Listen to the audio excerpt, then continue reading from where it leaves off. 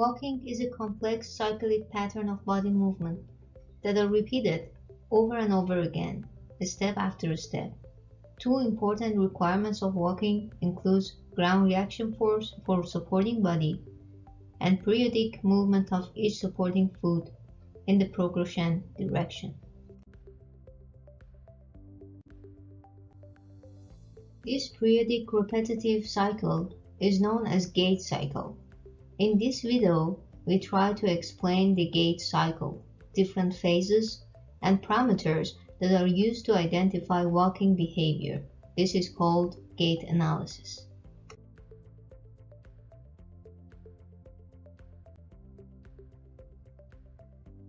Walking is a learned activity, so no surprise if each of us do it with personal characteristics. Moods also affect walking. Imagine depressed versus happy mood.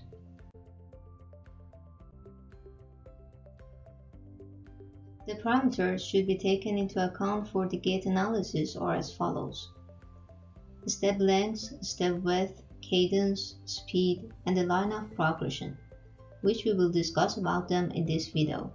However, before we start, we need to know about definitions such as heel contact, stride, and step.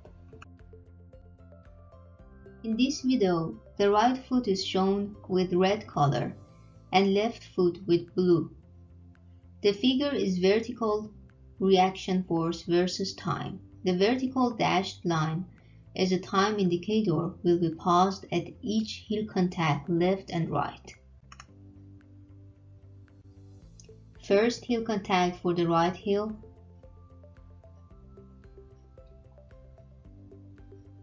First heel contact for the left heel.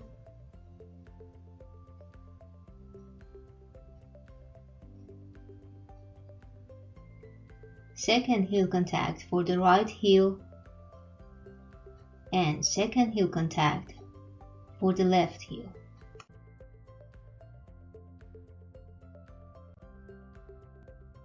A stride is defined from the heel strike to the consecutive ipsilateral heel strike, while the step is defined as a heel strike to the consecutive contralateral heel strike.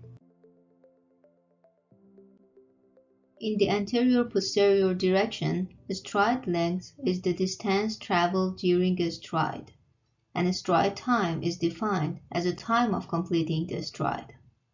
In frontal plane and mediolateral direction, the distance between two contralateral heels is called as step width.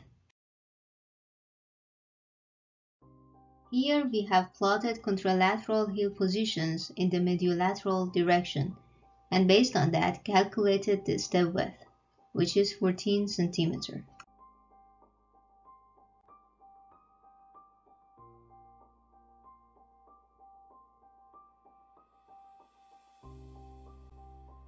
And then we have plotted contralateral heel positions in the anterior-posterior direction, and based on that, we calculated the step length, which is 70 cm.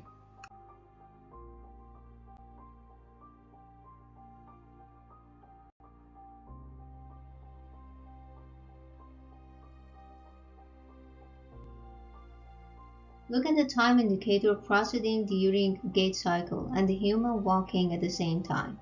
We can see the stance phase is approximately 65% of the gait cycle, while the swing phase is about 35%. Double limb support are about 15%, in which both feet are in contact with the ground.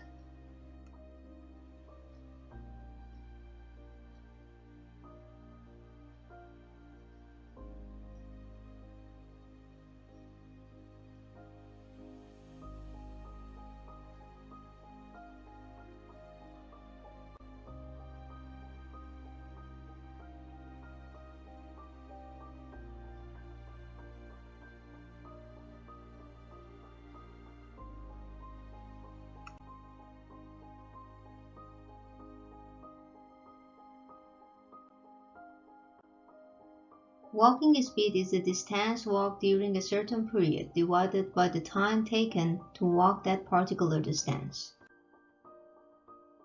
Here the subject is walking with two different speeds through a fixed distance.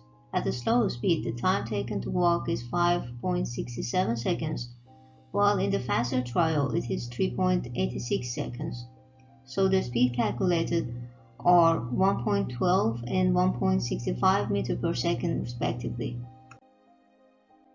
Same procedure was repeated with the man.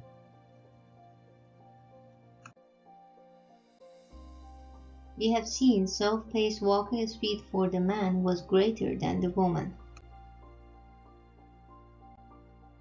Cadence is the rhythm of walking, which is calculated in two ways, whether by counting the number of steps in a minute or by dividing 120 by the stride time. Here we have calculated the cadence in two different walking speeds for the woman.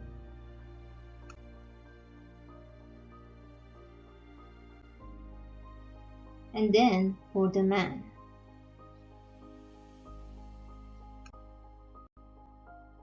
So we have seen self-paced walking cadence for the man was greater than the woman.